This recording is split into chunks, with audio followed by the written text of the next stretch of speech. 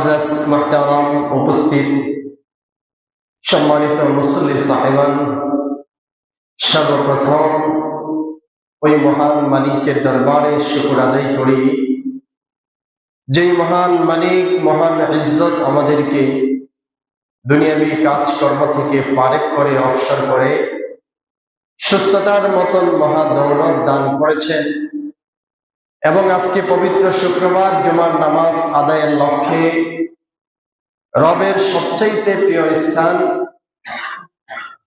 আল্লাহ সুবহানাহু ওয়া তাআলার পবিত্র ঘর মসজিদে আসার বসার পাশাপাশি কোরআন ও হাদিস থেকে কিছু কথা বলার শোনার তৌফিক দান করেছেন।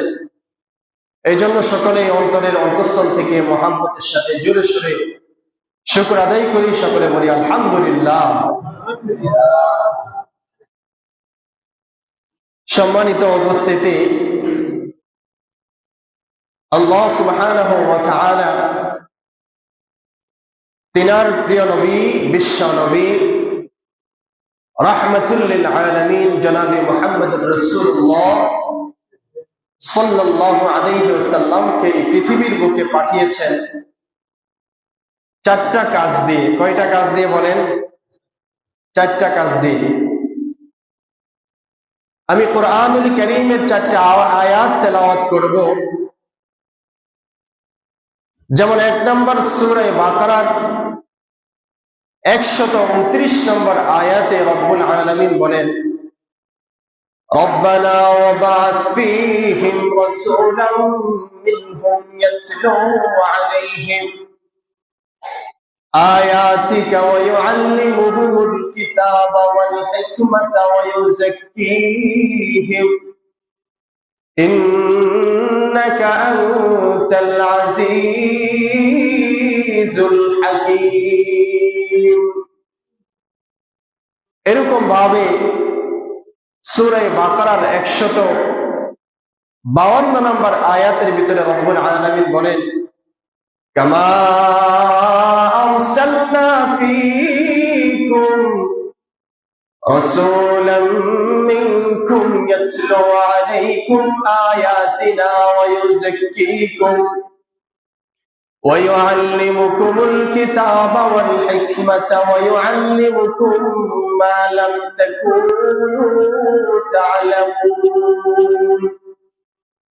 সূরা আলে ইমরানের 164 নম্বর আয়াতে রব্বুল আলামিন বলেন, লাকাদ মান্নাল্লাহু আলাল মুমিনিনা ইয বা'আথা ফীহিম রাসূলাম মিন আনফুসিহিম ইয়াতলু আলাইহিম আয়াতিহি ওয়া ইউযাক্কিহিম ওয়া ইউআল্লিমুহুমুল কিতাবা ওয়াল হিকমা। সূরা জুমার 2 নম্বর আয়াতের ভিতরে আল্লাহ তাআলা বলেন, হুয়াল্লাযী বা'আসা ফিল উম্মিয়িনা রাসূলাম মিনহুম ইয়াতলু আলাইহিম আয়াতিহি ওয়া ইউযাক্কিহিম ওয়া ইউআল্লিমুহুমুল কিতাবা ওয়াল হিকমা। আমি কোরআনুল কারীমের মোট 4টা আয়াত তেলাওয়াত করেছি। রব্বুল আলামিন এই 4টা আয়াতের ভিতরে তিনার প্রিয় হাবিব জনাবে মুহাম্মদুর রাসূলুল্লাহ সাল্লাল্লাহু আলাইহি ওয়াসাল্লামকে দুনিয়াতে পাঠানোর যে উদ্দেশ্য, সেই উদ্দেশ্যের কথা আলোচনা করেছেন। আল্লাহ তাআলা বলেন যে আমি নবীকে 4টা কাজ দিয়ে দুনিয়াতে পাঠিয়েছি। কয়টা কাজ দিয়ে আমাদের নবীকে দুনিয়াতে পাঠাইছেন? 4টা কাজ দিয়ে।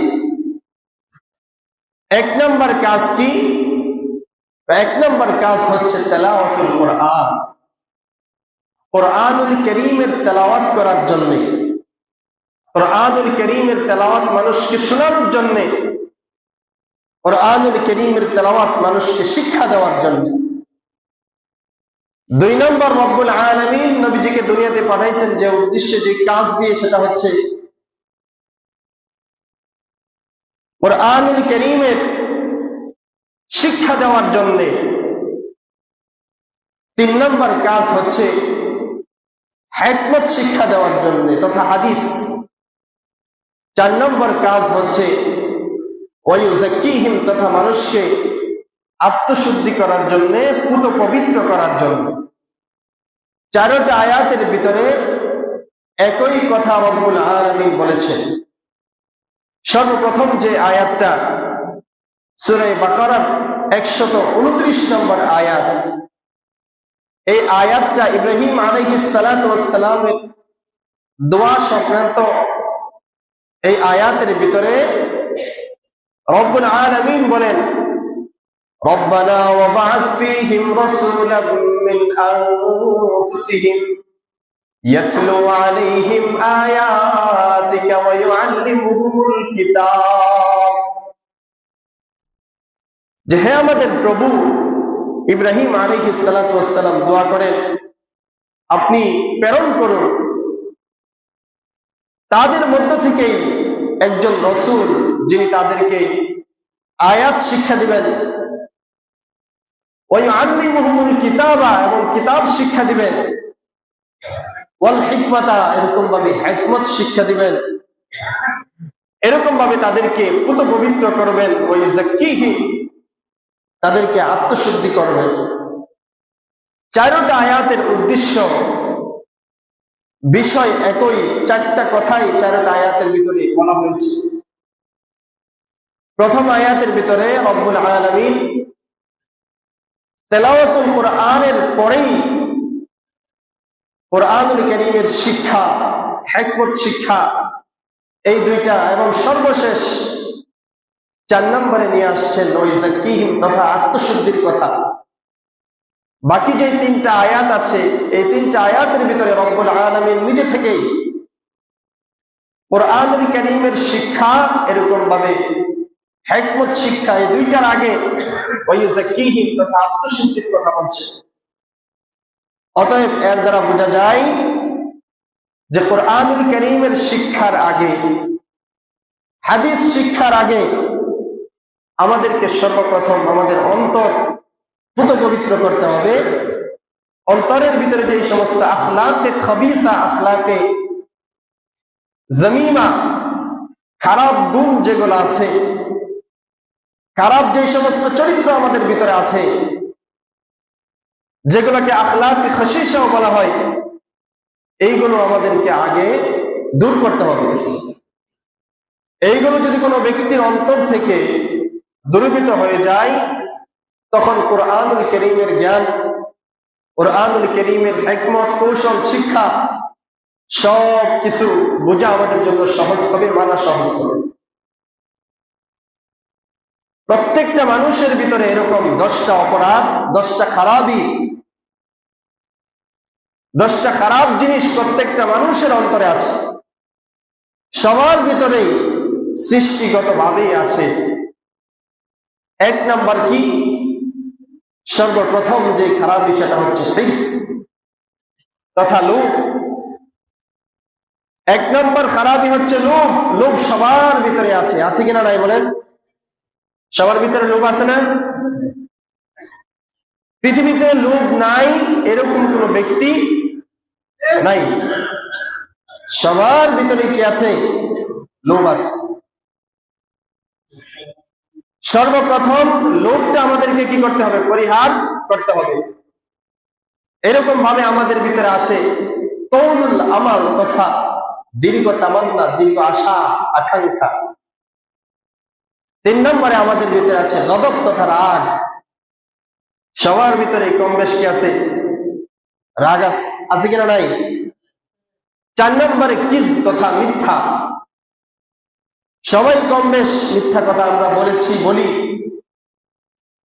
5 নম্বরে আমাদের ভিতরে আছে গীবত। কি গীবত আমরা করি না? সবাই কম বেশ কি করি? গীবত করি। এরকম আরো 5টা আছে, মোট 10টা জিনিস। আজকে শুধু একটার বিষয়ে আলোচনা হবে। শুধু সর্বপ্রথম যেটা বললাম সেটা হচ্ছে লোভ, হিরস। আরবিতে যেটার নাম হচ্ছে কি? হিরস। বলে এই 10টা জিনিস যদি কোনো ব্যক্তির ভিতরে থাকে, এই খারাপ অভ্যাসগুলো, বদ অভ্যাসগুলো, তাহলে সে এই অভ্যাসগুলো অন্তরে রেখে কিয়ামত পর্যন্ত চেষ্টা করলেও সে আল্লাহ তাআলার ওলি হতে পারবে না। আর আল্লাহর ওলি যদি কেউ হতে না পারে তাহলে সে কি জান্নাতে যেতে পারবে? আল্লাহ তাআলা বলেন, আল্লাহু ওয়ালিয়ুল্লাযীনা আমানু ইখরিজুহুম মিনান নূর ওয়াল্লাযীনা কাফারু আউলিয়াউহুমুত তাগুত ইখরিজুনাহুম মিনান নূরি ইলাল যুলুমাত। আমরা যদি আল্লাহ তাআলার ওলি হতে পারি তাহলে যেতে পারবো কোথায়? জান্নাতে। তাহলে সর্বোপরি কথা এটাই যে আমাদের সকলের অন্তর থেকে এই 10টা আখলাক, খারাপ চরিত্র, এগুলাকে দূরীভূত করতে হবে। সর্বপ্রথম যেটা দূরীভূত করতে হবে সেটা হচ্ছে লোভ। লোভ মানে এমন একটা জিনিস, আল্লাহ রাসূল সাল্লাল্লাহু আলাইহি ওয়াসাল্লামের হাদিস আসছে, মিশকাত শরীফের ভিতরে হাদিস আসছে, রাসূল সাল্লাল্লাহু আলাইহি ওয়াসাল্লাম বলেন, কোন ব্যক্তি যদি মানুষকে দেখানোর জন্য, মানুষের খুশির জন্য দুনিয়াবি কাজকর্ম করে, ভালো কাজ করে, উদ্দেশ্য কি? মানুষকে দেখানো, তাহলে এর দ্বারা রব্বুল আলামিন অসন্তুষ্ট হয়। রব্বুল আলামিন তার জন্য দুনিয়াটাকে একেবারে অগোছালো করে দেন এবং রিজিকের জন্য সে অস্থির পেরেশানির ভিতরে থাকে, আর অনেক ধরনের অনেক সমস্যা, অনেক ধরনের অনেক ক্ষতির সে সম্মুখীন হয়। অপরদিকে কোনো ব্যক্তি যদি রবের সন্তুষ্টির জন্য সর্বদাই কাজ করে, একমাত্র আল্লাহ তাআলার সন্তুষ্টির জন্যই কাজ করে, ওই ব্যক্তিকে রব্বুল আলামিন খুশি হয়ে রিজিক দান করেন। রিজিক অপদস্থ হয়ে, অপমানিত হয়ে তার কাছে চলে আসে। এক হাদিসের ভিতরে আসছে, মিশকাতের আরেকটা হাদিস, আল্লাহ রাসূল সাল্লাল্লাহু আলাইহি ওয়াসাল্লাম বলেন যে আদম সন্তান এরকম, তাকে যদি এরকম স্বর্ণ, রূপা, পৃথিবীর যত ধরনের যত সম্পত্তি হইতে পারে, এগুলো দিয়ে যদি বিশাল আকারে 2টা মাঠ ভর্তি করে দেওয়া হয়, 2 মাঠ ভর্তি তার সম্পদ, তারপরেও আদম সন্তান 3য় মাঠের জন্য সে অপেক্ষা করবে, আশায় থাকবে। 3য় মাঠ সম্পদের জন্য সে আফসোস করবে। রাসূল সাল্লাল্লাহু আলাইহি ওয়াসাল্লাম হাদিসের শেষ অংশে বলেন যে আদম সন্তানের উদর, আদম সন্তানের পেট মাটি ব্যতীত আর কোনো কিছু দিয়েই ভরবে না। বলি নাউযুবিল্লাহ। মুহাদ্দিসিন ইকরাম হাদিসের ব্যাখ্যায় বলেন, এটার দ্বারা উদ্দেশ্য হচ্ছে আদম সন্তান যখন ইন্তেকাল করে, তার উপরে যখন মাটি চাপা দেওয়া হয়, তখনই কেবল আদম সন্তান তার আকাঙ্ক্ষা, তার লোভ, এগুলো শেষ হবে। এর আগ পর্যন্ত পৃথিবীতে সে যতক্ষণ বেঁচে থাকবে, তার ভিতরে এই লোভটা কি করতে থাকে? কাজ করতেই থাকে। একটা কথাই আছে যে লোভে পাপ, পাপে মৃত্যু। লোভে পাপ, পাপে মৃত্যু।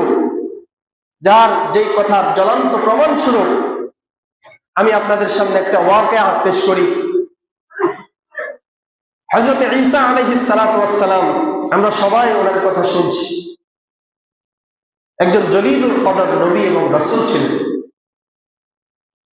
ঈসা আলাইহিস সালাতু ওয়াস সালাম উনি একবার মনস্থ করলেন, মনে মনে সিদ্ধান্ত নিলেন সফরে বের হবেন। সে উদ্দেশ্যে ঈসা আলাইহিস সালাতু ওয়াস সালাম সফরের উদ্দেশ্যে বের হইলেন। কিছু দূর যাওয়ার পরে হঠাৎ করে এক লোভী ব্যক্তির সাথে দেখা হইল। কার সাথে দেখা হইল বলেন? লোভী ব্যক্তি। লোভী ব্যক্তির সাথে দেখা হওয়ার পরে ঈসা আলাইহিস সালাতু ওয়াস সালামকে লোভী ব্যক্তি বলতেছে,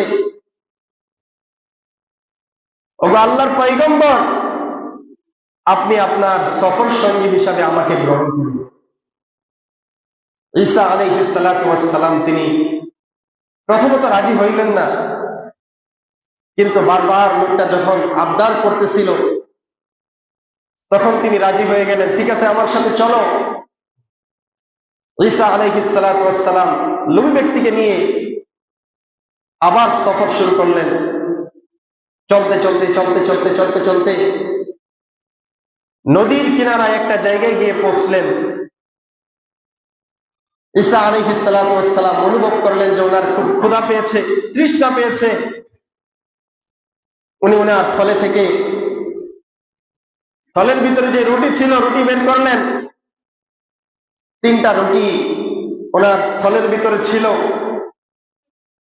3টা রুটি বের করলেন, একটা নিজে খাইলেন, আরেকটা ওনার লোভী ব্যক্তি সফর সঙ্গীকে দিলেন, আর বাকি রইল কয়টা? একটা। ঈসা আলাইহিস সালাতু ওয়াস সালাম রুটি খাওয়ার পরে পানি পান করার জন্য পাশেই যে নদীতে চলে গেলেন। নদী থেকে পানি পান করার পরে সফর সঙ্গীর পাশে আসলেন। এসে দেখলেন যে তৃতীয় যে রুটিটা ছিল, রুটিটা নেই। ঈসা আলাইহিস সালাতু ওয়াস সালাম আশ্চর্যজনিত হয়ে জিজ্ঞাসা করলেন সফর সঙ্গীকে, লোভী ব্যক্তিকে, যে তৃতীয় রুটিটা কোথায়? প্রশ্নের উত্তরে লোভী ব্যক্তি বলল, আমি তো জানি না। কি বলছে? ঘটনাটা সবার বুঝতে হবে। তৃতীয় ব্যক্তি কি উত্তর দিল? আমি রুটির খবর জানি না। ঈসা আলাইহিস সালাতু ওয়াস সালাম লোভী ব্যক্তিকে সাথে নিয়ে আবার সফর শুরু করলেন।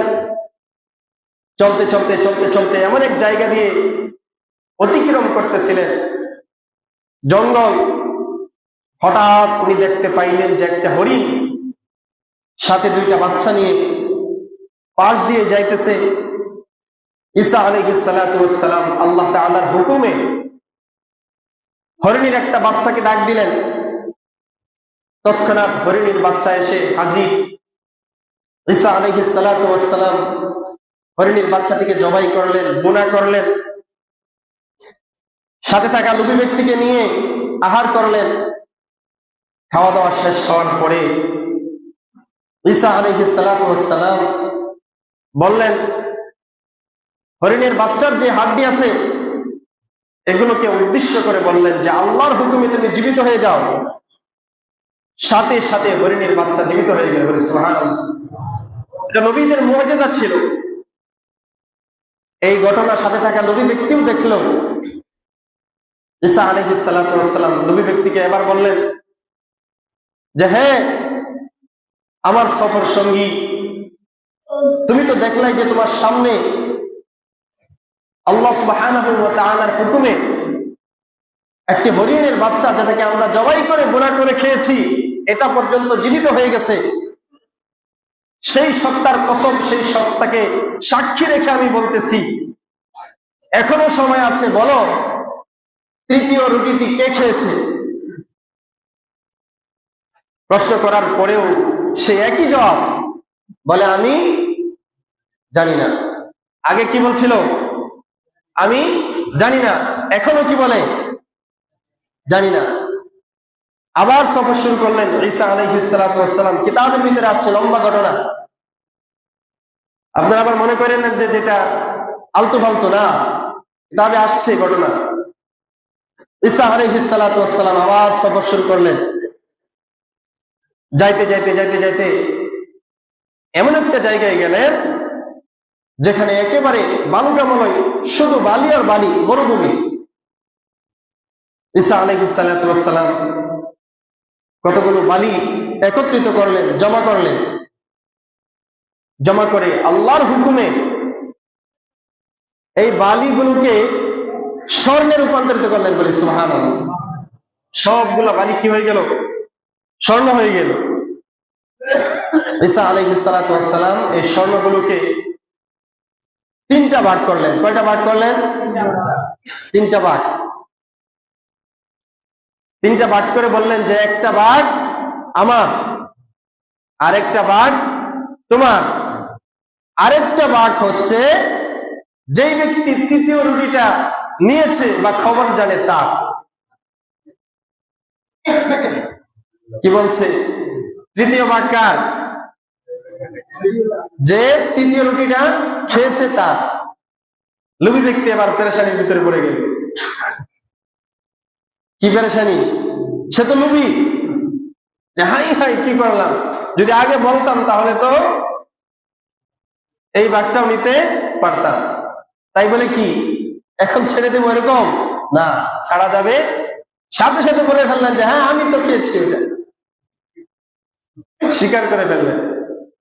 ঈসা আলাইহিস সালাতু ওয়াস সালাম তখন উনি বাধ্য হয়ে, যে এরকম লোভী ব্যক্তির সাথে আর কি করা যাবে না, সফর করা যাবে না, গজব আসবে আল্লাহ। উনি তাকে ছেড়ে দিলেন যে যাও তুমি তোমার রাস্তায় যাও, আমি আমার রাস্তায় যাই। ঈসা আলাইহিস সালাতু ওয়াস সালাম উনি ওনার সফরে, ওনার যে গন্তব্য সেখানে তিনি রওনা হয়ে গেলেন। আর লোভী ব্যক্তি মহা খুশি। এতক্ষণ তো ঈসা আলাইহিস সালাতু ওয়াস সালাম তার একটা বাঘ ছিল, এখন তো উনিও চলে গেল, এখন তিনও বাঘ কার? কথা বলেন না কেন? ওনার না? লোভী ব্যক্তি অনেক খুশি, কাউকে আর বাঘ দেওয়া লাগবে না। এতগুলো স্বর্ণ সবগুলো উনি খুশিতে আত্মহারা, এগুলো সবগুলোকে একটা গাট্টির ভিতরে বাঁধলেন, একটা পুটুলি বাঁধলেন, বিশাল বড় হয়ে গেছে। বাঁধার পরে মনে মনে খুশি, বাড়িতে চলে যাবে। হঠাৎ করে তাকিয়ে দেখে যে দুইজন ডাকাত সেখানে এসে উপস্থিত। কয়জন ডাকাত আসছে? দুইজন ডাকাত এসে তাকে বলতেছে সাথে যা আছে সব দিয়ে দাও, অন্যথায় তোমাকে কি করা হবে? জানে মেরে ফেলা হবে। লোকটা ছিল অনেক চতুর চালাক, সে বুদ্ধি করে তাদের সাথে একটা মীমাংসায় চলে গেল, একটা সমঝোতায় চলে গেল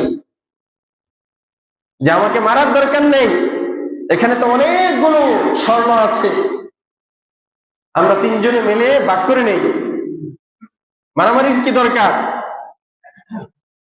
তখন যেই কথা সেই কাজ, এভাবে তারা পরস্পরে আলোচনা করতেছিল।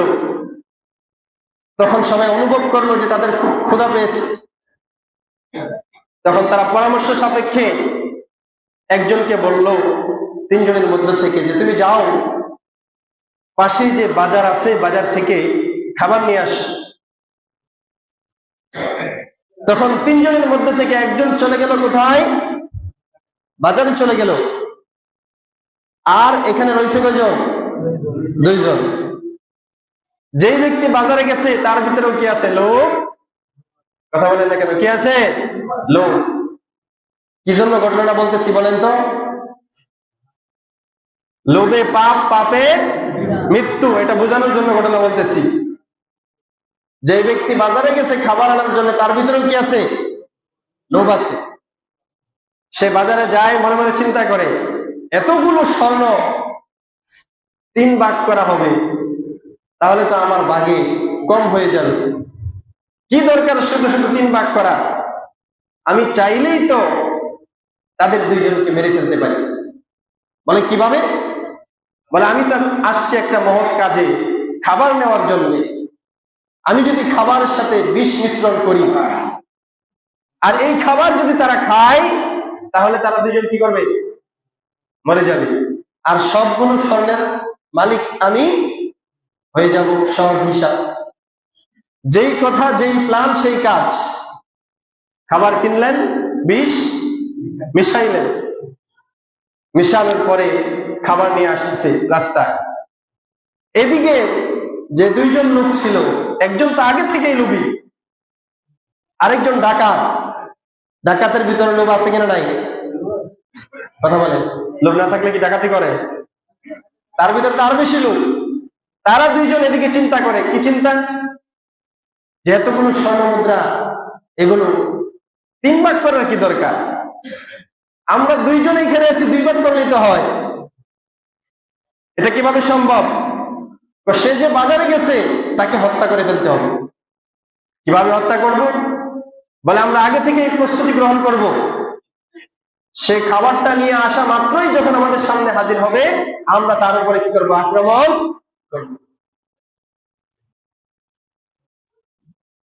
প্ল্যান অনুযায়ী ওনারা দুইজন বসে রয়েছে। আর তৃতীয় ব্যক্তি যখন খাবার নিয়ে বাজার থেকে যখন খাবার নিয়ে আসছে, আসা মাত্রই তাকে ওই দুইজন কি করলো? হত্যা করে ফেলল। এখন মহা খুশি যে একজন কমে গেছে, বাঘ একটু কি হবে আগের থেকে বাড়বে। তখন তারা খুশিতে আত্মহারা হয়ে 2 ভাগ করলো। 2 ভাগ করার পরে এখন খাবার যেহেতু আনছে, খাবার তো দরকার। তখন তারা চিন্তা করলো খাওয়া দাওয়া করে এরপরে বাড়ির দিকে কি হবে? রওনা হবে। যখন খাবার খাইলো, খাবারে ছিল বিষ। খাওয়া মাত্রই বিষের ক্রিয়া শুরু হয়ে গেল, সাথে সাথে দুজন শেষ। কয়জন ছিল এখানে? 3 জন কি শেষ। স্বর্ণের জায়গায় স্বর্ণ পড়ে আছে, আর এদিকে 3টা লাশ পড়ে আছে। ঈসা আলাইহিস সালাতু ওয়াস সালাম তিনি সফর থেকে ফিরতেছিলেন, অনেক লম্বা সময় সফর করে ফেরার সময় যখন ওই জায়গায় আসলেন, আসার পরে দেখে 3টা লাশ পড়ে আছে। কয়টা লাশ? আর পাশেই স্বর্ণগুলো পড়ে আছে। তখন ঈসা আলাইহিস সালাতু ওয়াস সালাম ওনার সাথে কিছু সফর সঙ্গী ছিল, তাদেরকে বললেন এটাই হলো দুনিয়া। কথা বলেন না কেন? এটাই কি দুনিয়া? সম্পত্তির জন্য, জায়গার জন্য, টাকার জন্য ভাই ভাই, গোষ্ঠী গোষ্ঠী, আত্মীয়তার ভিতরে মারামারি, কত কিছু হয়। এমন একটা সময় যায়, যে সময় যাওয়ার পরে ওই পরিবারের কেউ আর দুনিয়াতে জীবিত নাই। শুধু আছে কি, যেই জমি নিয়ে মারামারি হত্যা পর্যন্ত হয়েছিল, ওই জায়গাটা ঠিকই কি থাকে? পড়ে থাকে, কিন্তু মানুষ থাকে না। আজকে আমরা সবার ভিতরে আমাদের লোভ আছে, সবার ভিতরে কম বেশ কি আছে? লোভ আছে। একটু সুযোগ পাইলে বাস আমি আমার চাহিদা পূরণ করতেছি। কোরআন এবং হাদিস কি বলে সেটা আমার দেখার বিষয় না, আমার স্বার্থ আগে। শুধু আমার নিজেরটাই আমি বুঝি, আরেকজনে কি বললো, আরেকজনের কি ক্ষতি হইল দেখার বিষয় না। এই জন্য এই ঘটনা থেকে আমাদেরকে শিক্ষা গ্রহণ করতে হবে, এবং এই লোভ থেকে আমাদেরকে কি করতে হবে? বাঁচতে হবে। লোভকে অন্তর থেকে একদম জেনে মুছে ফেলে দিতে হবে। অন্তরে লোভ রাখা যাবে না। লোভ এটা তো সৃষ্টিগত ভাবেই রব্বুল আলামিন আমাদেরকে দান করেছেন, কিন্তু এটাকে ব্যবহারের সিস্টেম জানতে হবে, বুঝতে হবে।